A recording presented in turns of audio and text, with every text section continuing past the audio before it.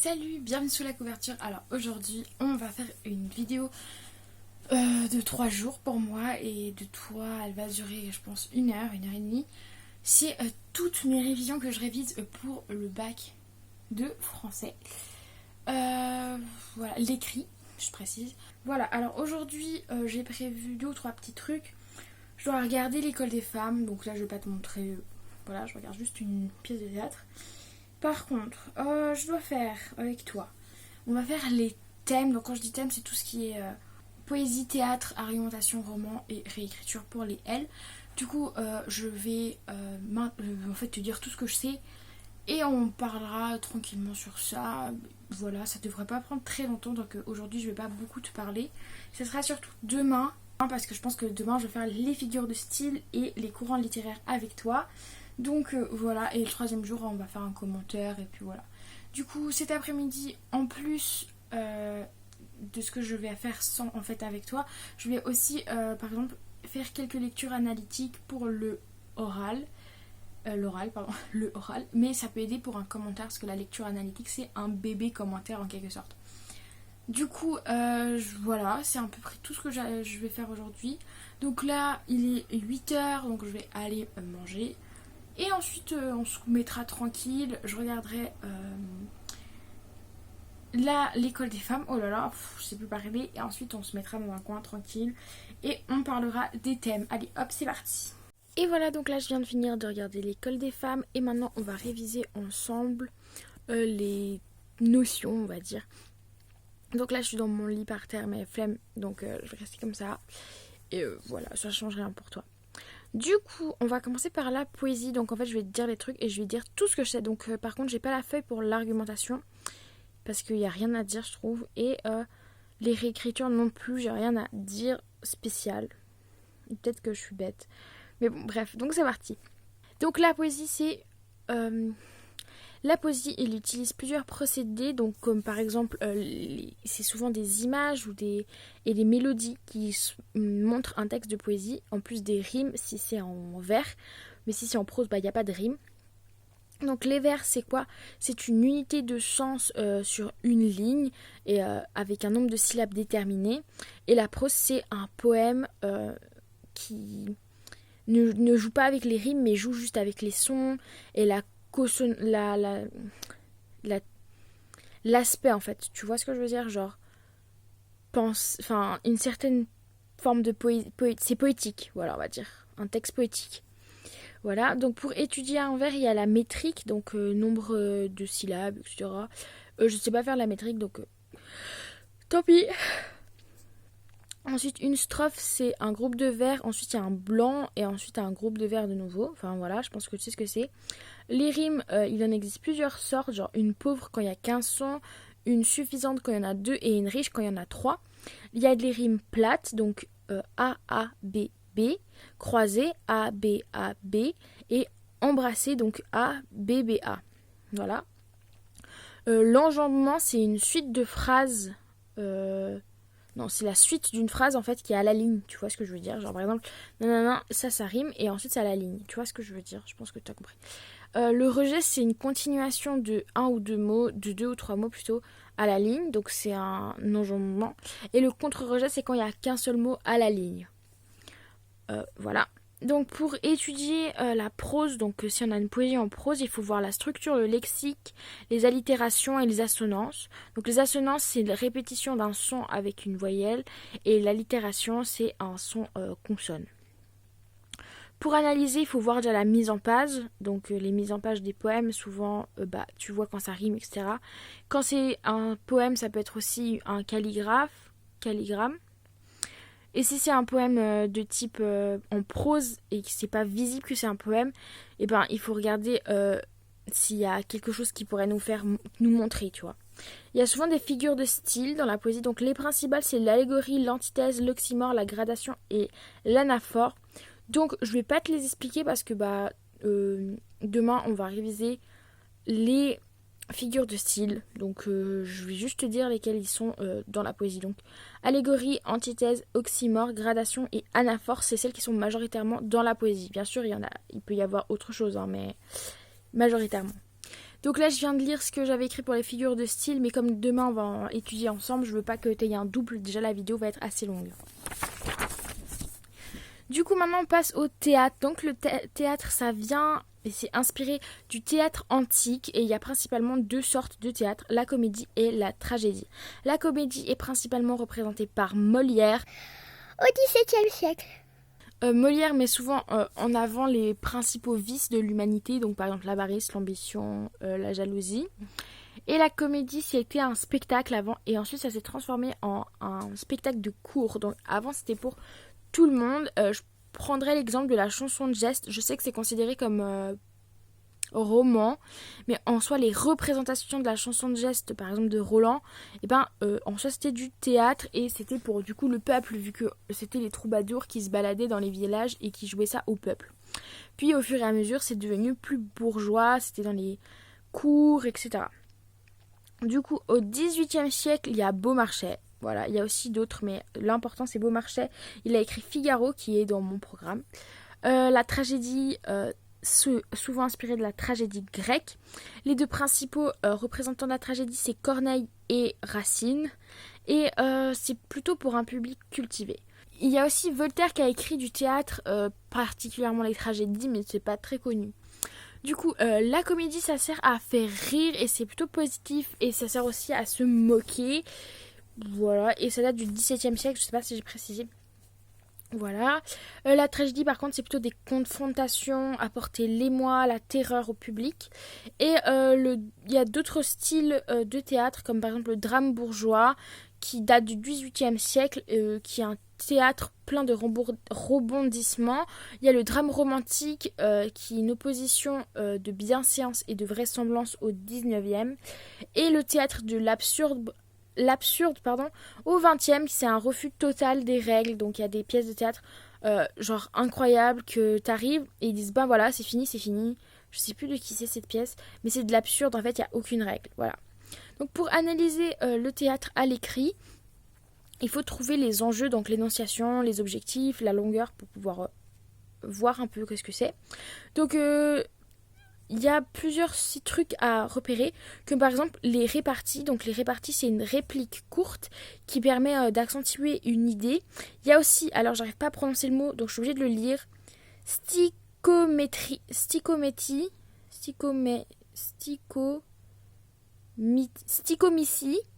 C'est une série de réparties, donc réplique courte. Et une tirade, donc c'est une réplique longue, et souvent la tirade, le reste de la salle en tant que comédien, donc pas nous, la salle et les autres comédiens peuvent entendre une tirade par exemple, et un monologue en général c'est les pensées intérieures d'un personnage, et du coup par conséquent les autres acteurs n'entendent pas le monologue. Du coup c'est tout ce que j'ai à dire pour le théâtre, donc vraiment c'est les grandes lignes très basiques.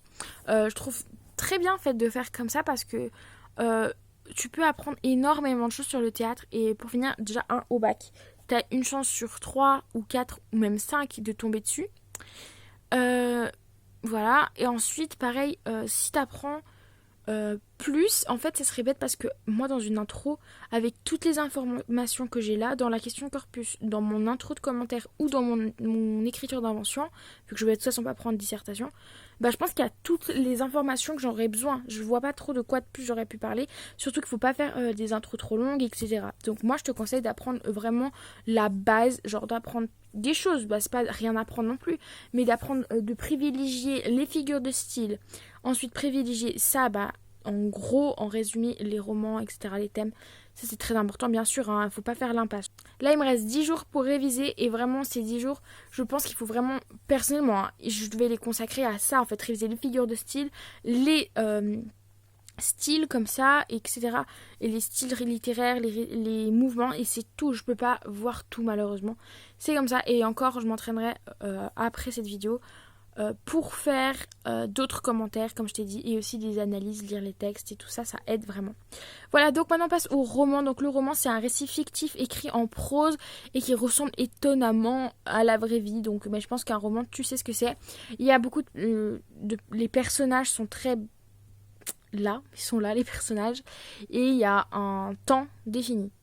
tout est assez semblable en fait. Les personnages sont assez humains et pareil, le temps est pas difforme. Ensuite, là, à l'Antiquité, il y avait principalement des épopées avec des héros. Ensuite, au Moyen-Âge, il y a eu la chanson de geste, chanson de Roland, voilà. 16e siècle, c'est la satire et la comique qui commencent, voilà. Et ensuite, les romans picaresques, c'est les romans vagabonds. Je l'ai noté parce que je sais jamais ce que ça veut dire picaresque, alors comme ça, voilà, il n'y a plus de problème. Au XVIIe siècle, on commence à écrire des romans précieux, donc je ne saurais pas trop comment te définir ça, et voilà. Et également les romans épistolaires, donc comme par exemple les liaisons dangereuses, c'est une lettre. Je sais pas si je pense que tu as compris ce que je veux dire par là. C'est des lettres entre correspondants qui sont mis ensemble pour ainsi former un livre et du coup ça rend le truc plus vraisemblable. Ensuite, le romantisme, ça parle du cœur, des sentiments, des choses comme ça. Le réalisme, c'est une présentation de la société du 19e, ça sert à dénoncer les injustices, etc. Et le naturalisme, c'est quand les personnages, les temps, le lieu, ils sont très précis et souvent on a des grandes descriptions et c'est souvent un sujet en fait qui est étudié. Genre l'auteur étudie le sujet avant de l'aborder, comme par exemple dans Germinal, Émile Zola. C'est naturalisme. Et souvent ça sert aussi à limiter, à montrer la limite de l'homme. Voilà. Ensuite, il y a le roman comique. Du coup, le roman comique est assez long et les personnages sont souvent imparfaits. Voilà. Ensuite, il y a l'existentialisme du 20e siècle et c'est pour montrer que l'homme, en fait, il est conditionné. Et l'absurde au 20e siècle, pareil.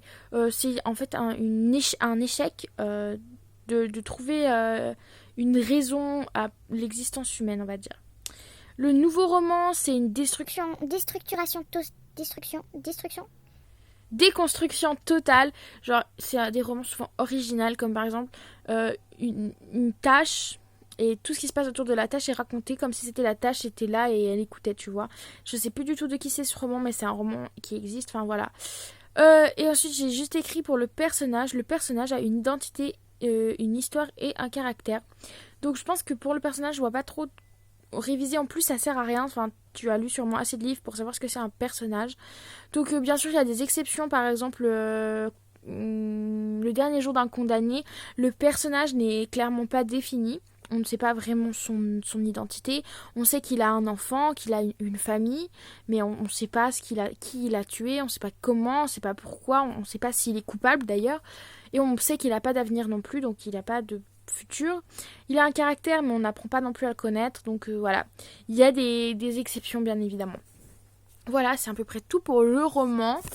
Pour l'argumentation, donc j'ai rien noté, mais je peux t'expliquer à peu près. Il faut en fait savoir la différence entre démontrer, convaincre et persuader.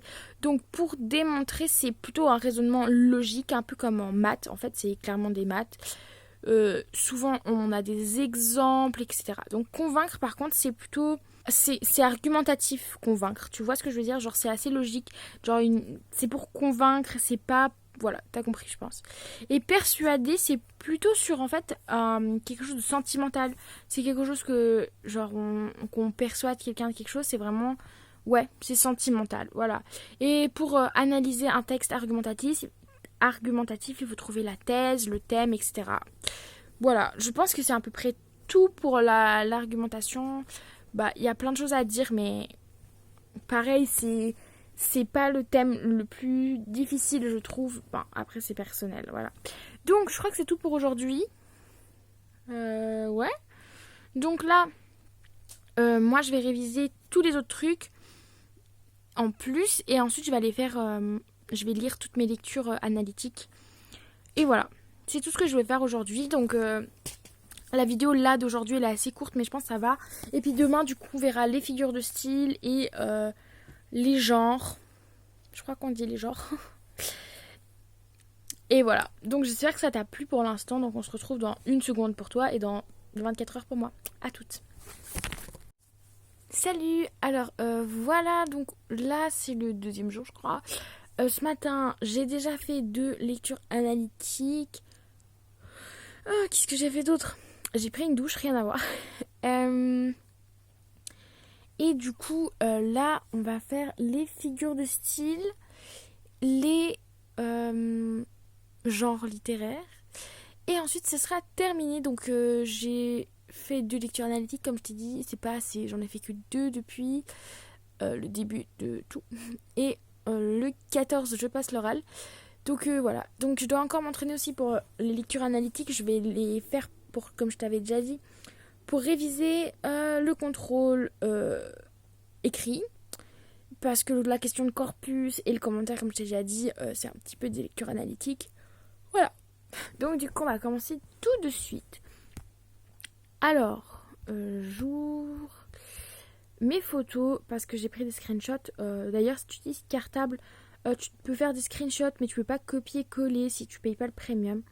Donc, triche et fais des screenshots. Voilà.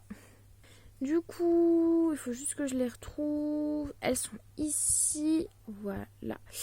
Du coup, je vais juste lire le mot.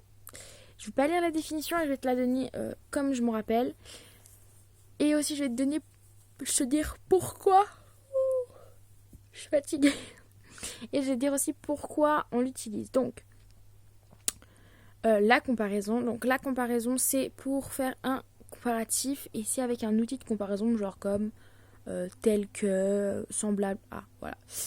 On l'utilise pour amplifier, tu vois, genre, du point de vue amélioratif ou péjoratif, genre, avoir les yeux bleus comme l'azur, c'est amélioratif. Avoir les yeux bleus comme du canard WC, c'est plutôt péjoratif. Voilà, même si c'est une très belle couleur. Voilà. Donc ensuite, c'est quoi ensuite ? La métaphore, je suppose. Oui, la métaphore. La métaphore, c'est la même chose qu'une comparaison, mais sans outil de comparaison. Donc il n'y a pas de mot qui fait que c'est une comparaison. T'as compris ? C'est un peu, je prends l'exemple qui est là, parce que j'ai pas d'exemple. Ces bijoux de jardin s'appellent des roses. Voilà, j'ai pas d'autres exemples, je suis un peu nulle.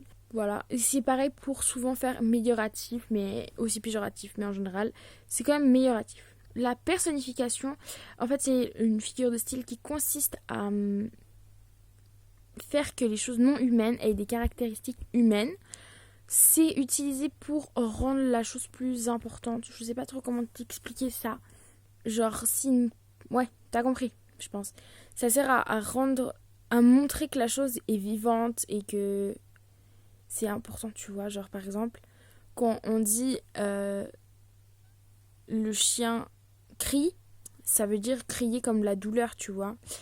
Tu as compris, je pense, maintenant. Du coup, une allégorie, c'est utiliser une image qui est souvent utilisée, peu importe laquelle, pour... en fait, c'est une image, voilà.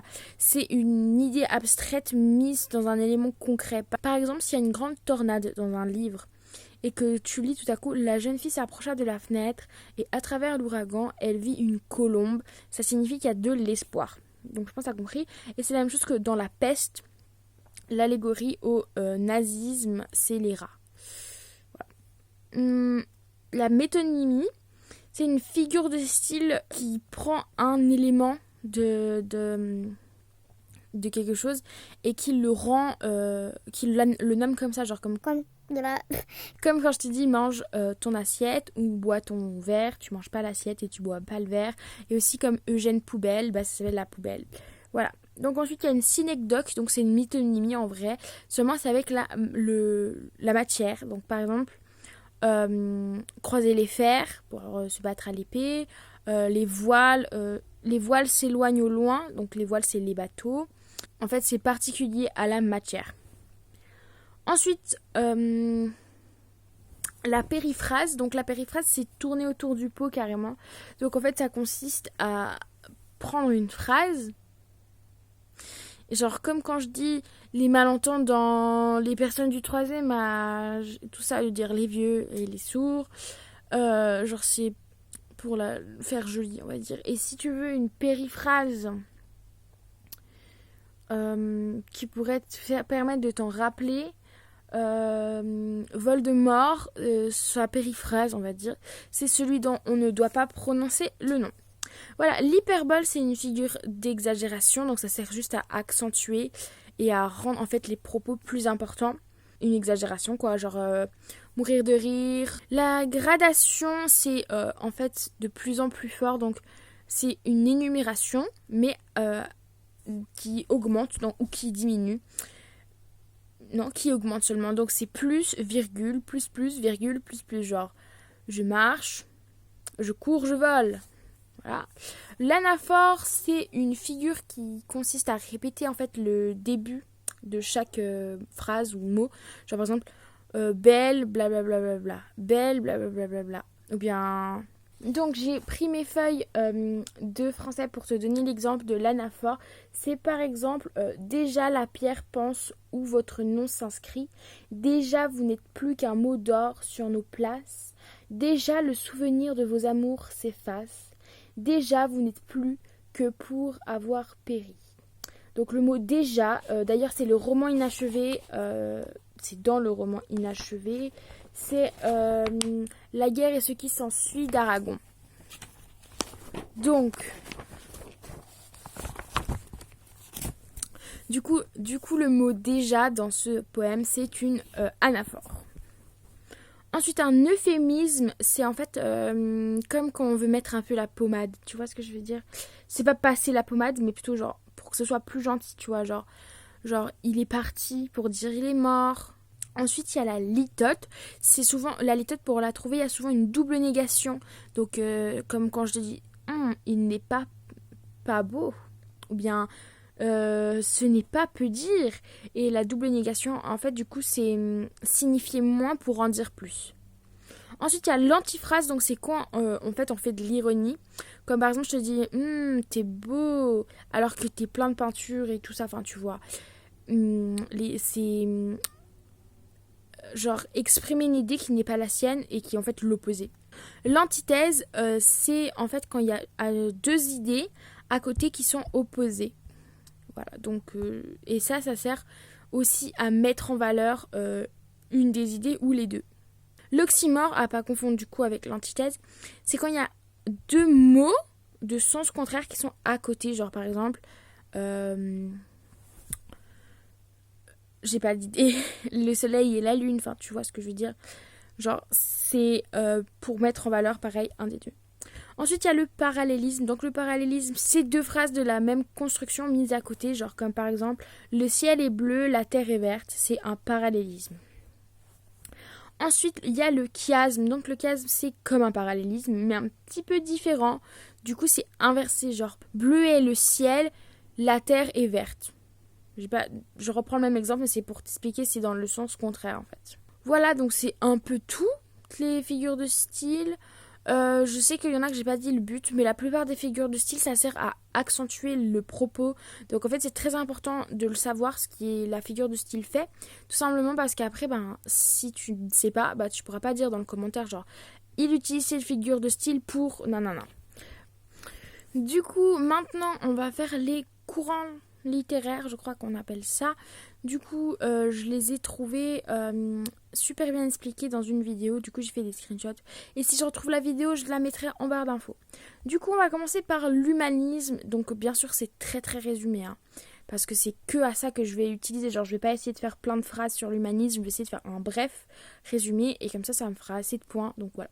L'humanisme, en fait, c'est la redécouverte des textes antiques, de la Bible, etc. Et c'est surtout, du coup, la mise en valeur de ces textes.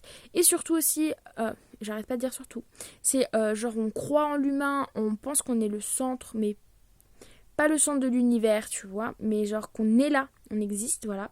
Et en fait, on veut savoir. Et c'est au cours du XVIe siècle.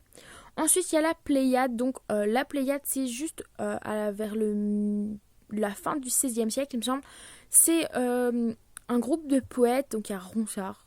Je suis pas sûre. Non, attends, je sais plus qu'il y a dans la Pléiade. Mais il y a la Pléiade, quoi. En fait, c'est un groupe de poètes qui avant s'appelait la Brigade, qui veulent en fait prouver que la langue française a autant de valeur que les textes antiques. Voilà. Ensuite, il y a le baroque qui est un art chargé. Je sais pas du tout comment expliquer le baroque. Et c'est, je dois regarder, là, je sais pas, début du 17e. Après l'humanisme par logique, il y a le classicisme. Donc, c'est basé sur le modèle antique avec un certain équilibre. Et surtout, on commence à présenter l'humain comme universel, on va dire. Et c'est au XVIIe siècle. Ensuite, au classicisme, il y a aussi l'importance de la vraisemblance, de la bienveillance. de la bienséance, pardon. Et aussi, il y a les règles des 3 unités pour le théâtre, comme par exemple la règle du lieu, du temps et de l'action. Voilà. Ensuite, il y a les lumières. Donc les lumières, c'est je suis obligée de regarder, je sais pas, 15, 16, 17, 18e siècle, oui, bien sûr, en fait. Au 18e siècle, et c'est un groupe d'intellectuels et de philosophes, etc., qui veulent améliorer la condition humaine et surtout combattre l'obscurisme. Donc l'obscurisme, c'est tout ce qui est croyance fondée, voilà, et genre préjugés et tout ça. Ensuite, il y a le romanticisme, donc c'est à la fin et plutôt au début à la fin du 18e et au début du 19e. Et c'est en fait ça rompt les règles du classicisme et surtout ça a un apport de sentiments et aussi souvent ça parle de soi, de nos sentiments à nous. Donc, voilà. Ensuite, il y a le réalisme, donc dans le 19e siècle, c'est quelque chose qui est plus réaliste, donc plus naturel, on va dire, et surtout on essaie de moins en moins faire d'appréciation de nous, de moins en moins parler de nous, enfin de parler de façon neutre et d'être impersonnel en fait. Ensuite, qu'est-ce qu'on peut dire d'autre? Non, c'est tout. Ensuite, il y a le symbolisme, donc c'est s'éloigner du réel pour se tourner vers le rêve. Et ça apparaissait au 19e. Je crois que j'ai loupé le naturalisme. Le naturalisme, c'est le réalisme fois plus. C'est vraiment étudier, c'est vraiment genre... Les écrivains étudient le sujet avant de publier, ils apprennent vraiment tout et c'est beaucoup de détails très précis. Voilà, du coup... Alors, après le symbolisme, c'est juste que je raconte. Le surréalisme, voilà, on se rend compte qu'on n'est pas que raison, etc. Et ça, c'est au tout début ou à la toute fin du 19e, tout début du 20e. Et l'absurde, donc l'absurde, c'est genre qu'on se rend compte qu'en fait, on comprend pas où on est, on comprend pas le sens de tout ça. Et on défait toutes les règles, et ça, c'est au 20e. Voilà, donc c'était tout, je crois. Je suis pas très sûre. Je pense que c'est tout. Donc là pour aujourd'hui, comme je t'ai dit, j'ai déjà travaillé ce matin. Là, je vais refaire quelques lectures analytiques. Je vais refaire tout ce que je t'ai fait hier, etc. Donc les mêmes trucs. Et voilà, donc là, ça va. Je travaille bien, j'ai l'impression, depuis 2 jours déjà. Et du coup, j'espère que ça va continuer comme ça. Donc, dans les commentaires, n'hésite pas à me dire des trucs en plus que tu penses qu'il faudrait que je connaisse pour le bac écrit de préférence. Pour l'oral, je sais que je suis dans la merde, je réviserai la semaine prochaine. Voilà. Et voilà, j'espère que cette vidéo t'aide. Donc, et que je t'apprends des trucs, mais c'est pas l'objectif, hein, c'est de réviser ensemble. Voilà, donc c'est parti. Là, je vais aller faire... des tests analytiques, me remettre au bureau. J'en ai marre d'être assise, c'est pour ça que je me suis mise dans cette position pour te filmer. Et voilà, donc c'est parti. Salut, donc voilà, ça fait déjà 3 jours qu'on travaille intensément. J-7,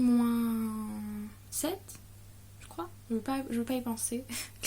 Voilà, donc aujourd'hui, ce qu'on va faire, j'ai noté dans mon planning bien évidemment. Donc moi je vais réviser tout ce qu'on a révisé les jours avant, donc les figures de style, les thèmes, les courants littéraires. Mais on va pas le faire ensemble parce que t'as le début de la vidéo. Et aujourd'hui on se prend une question de corpus, voilà, on va la faire. Et ensuite on va faire des analyses, on va faire la question de corpus le matin, donc là il est 10h. Et du coup on va faire 1 heure de questions de corpus jusqu'à 11h. Ensuite j'ai des choses à faire personnelles. Et l'après-midi on va faire des analyses des oraux, donc comme tu sais les lectures analytiques qui sont des petits commentaires. Donc on va faire ça ensemble. On va voir un peu et je te prendrai des photos de ce que j'ai fait. Et je te les mettrai juste après.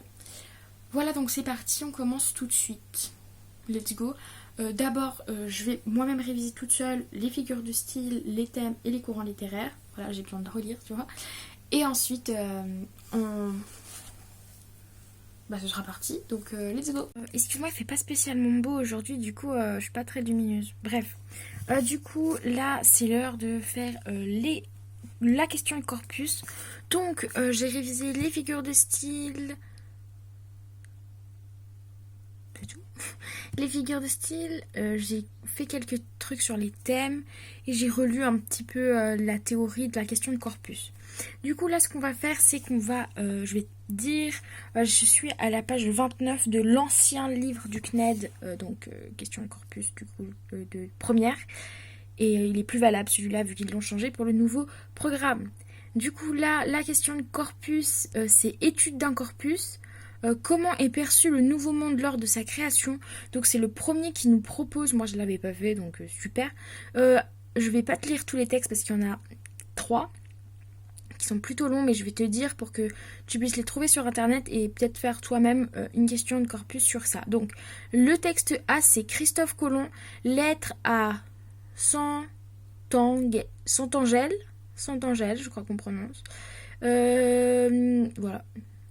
B, c'est Jean de Léry, histoire d'un voyage fait en terre de Brésil.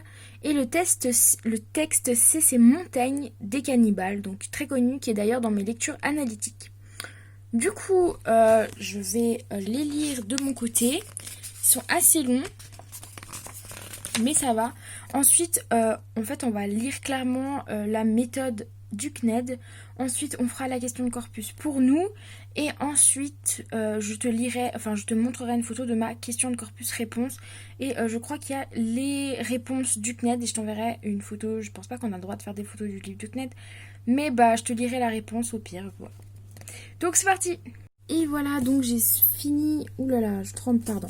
Du coup là, j'ai fini un morceau du corpus. Donc je l'ai lu le corpus. Et là, on va pouvoir voir les objectifs. Donc on va lire ce que le CNED nous propose. Objectif, vous êtes capable de répondre à une question sur un ensemble de textes formulés de la façon suivante. Donc du coup, la question de corpus. Par l'étude précise de ce corpus, vous montrerez quel regard les auteurs portent sur le nouveau monde. Pour ce faire, voici un point méthode suivi de questions dont vous trouverez la réponse en fin de chapitre.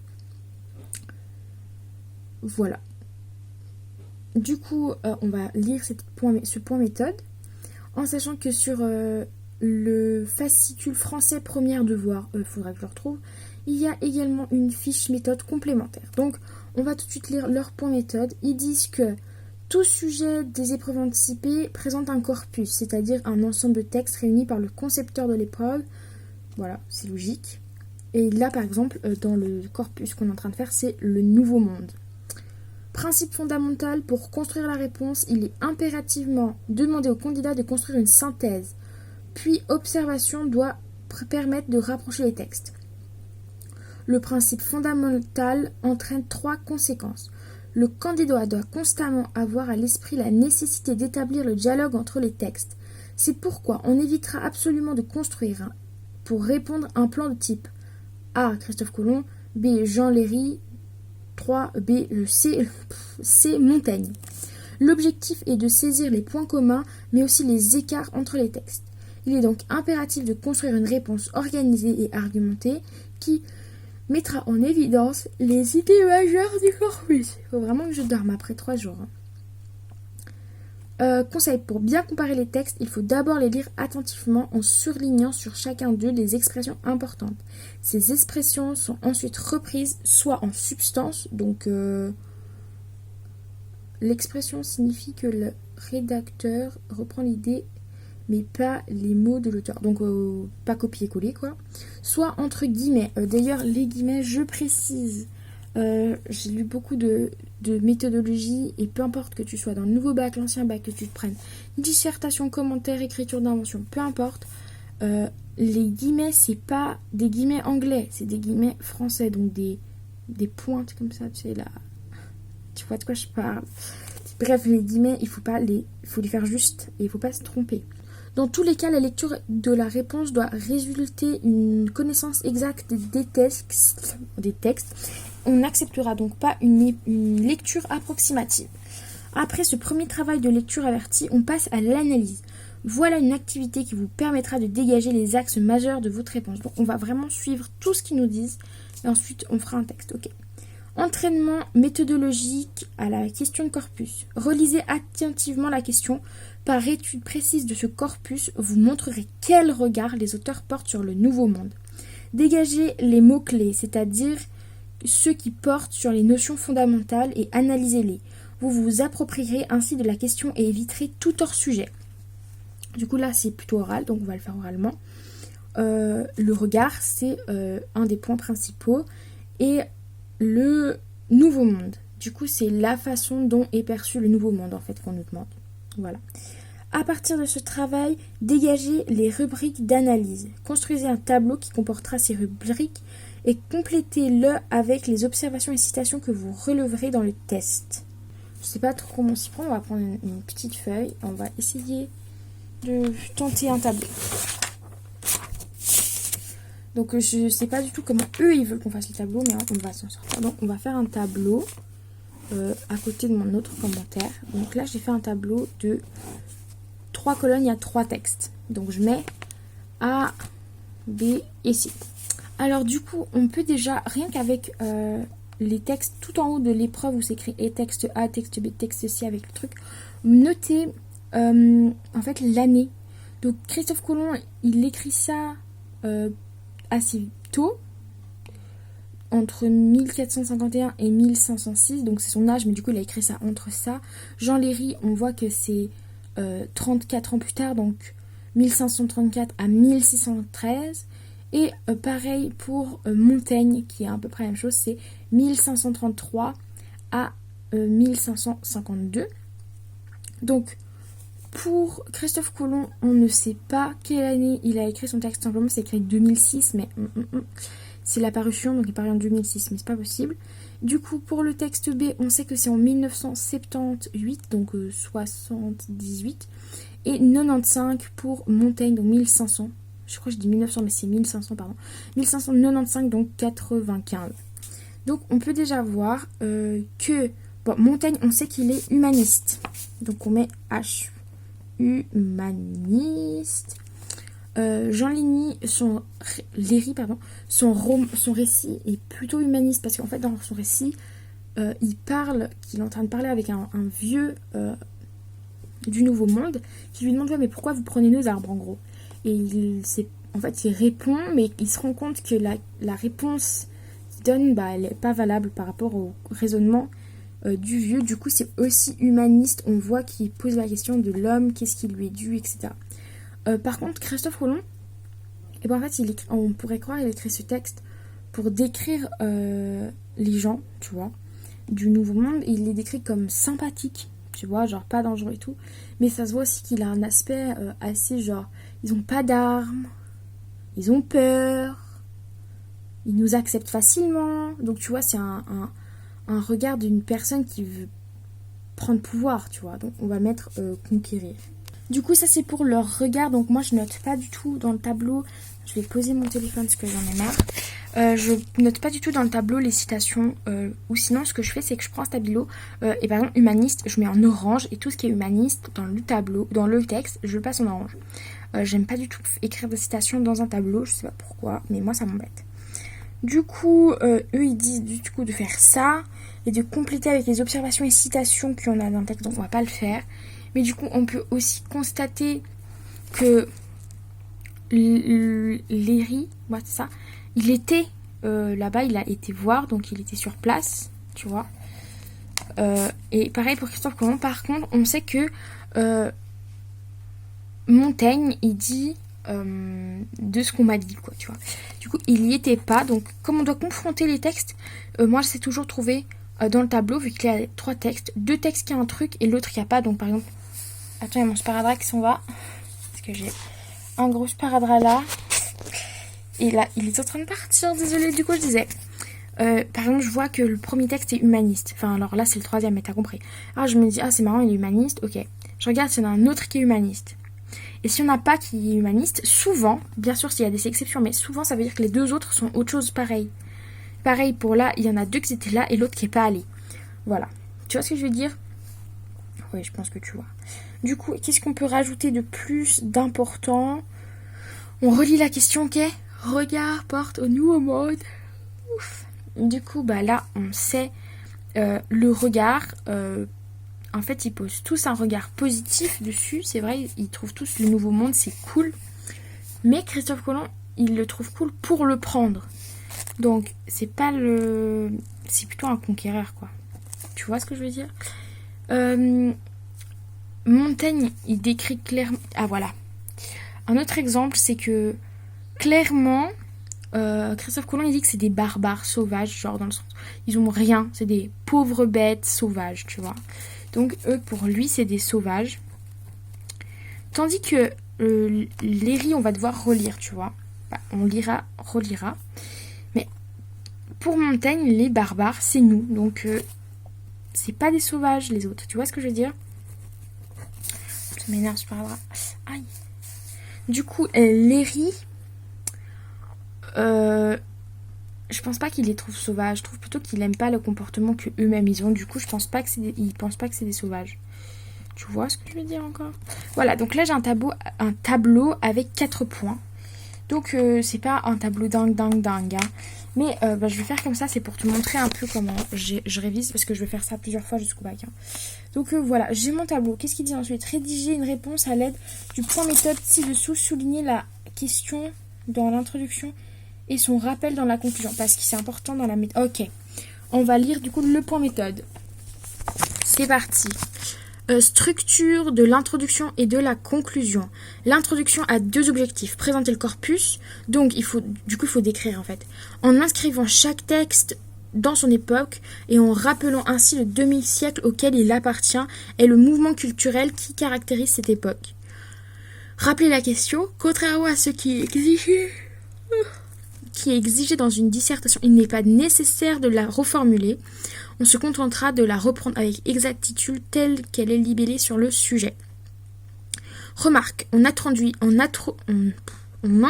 par une phrase qui présente des caractéristiques communes au texte des corpus qui permettent de valider la question posée. Ouais, je suis pas sûre d'avoir bien compris, mais... Compte tenu de la brièveté de l'exercice, donc c'est 2 pages de baccalauréat, putain mais mec, je sais pas parler, qui n'excédera pas 2 pages sur une copie au baccalauréat, il n'est pas nécessaire d'annoncer le plan du développement. Bien sûr, tu as le droit de le faire, mais à première vue, tu n'es pas obligé. Conclusion. La conclusion répond à 2 objectifs, répondre exactement à la question et ouvrir une perspective. Donc ça, je ne sais pas faire. Il faut que j'apprenne à faire des perspectives. Donc, ouvrir. Du coup, let's go, on va tout de suite commencer. Là, je vais me mettre en pause. Je vais écrire un commentaire, un corpus, et je te reprends après, et on regardera ensemble s'il est bien. Je te ferai une photo juste maintenant pour toi. Donc du coup, tu le vois là. Et du coup, juste après, on va retrouver, après que tu l'aies lu, et que moi je l'ai fait d'abord.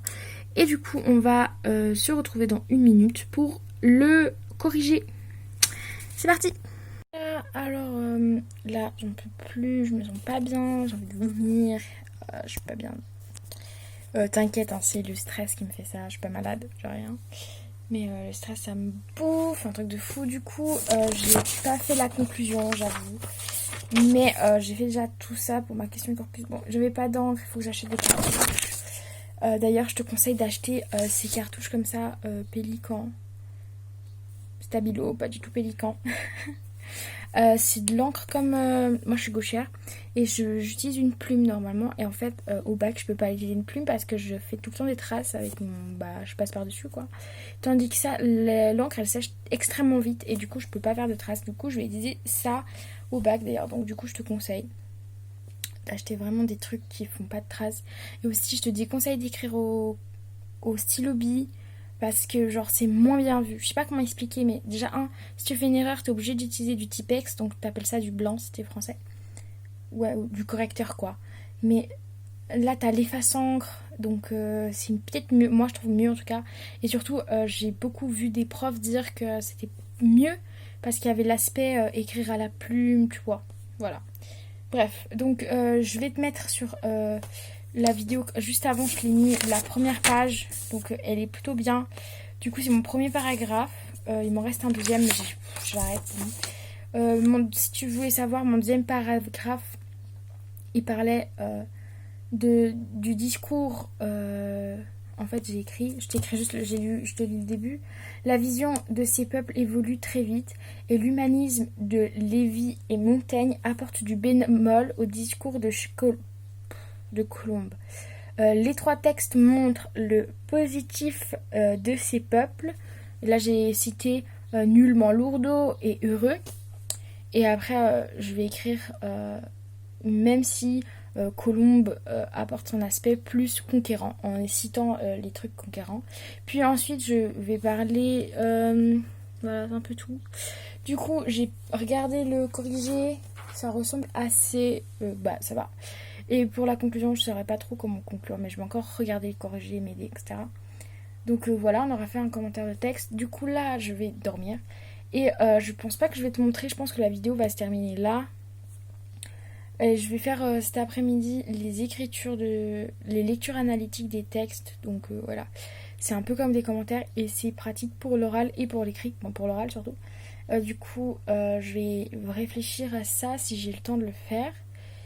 Et voilà, donc je pense que je vais quand même te montrer après ce que j'aurais fait. Donc c'est pas terminé, je te ferai une conclusion à la fin de la vidéo. Ok, alors d'abord une sieste.